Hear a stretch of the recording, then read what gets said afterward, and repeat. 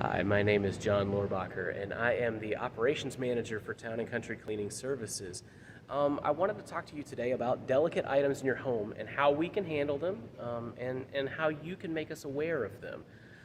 When we first set up service with you, one of the things that we want to do on the first clean is to identify items that are especially delicate or require special care.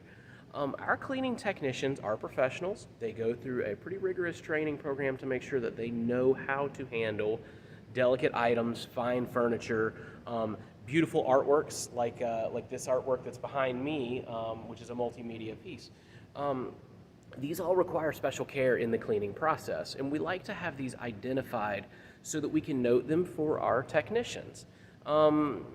Some people have a really good eye looking and knowing instantly that something is to be taken special care of, but we want to note that to make sure that our team and you are on the same page about what needs to be done with it and how we are to handle it.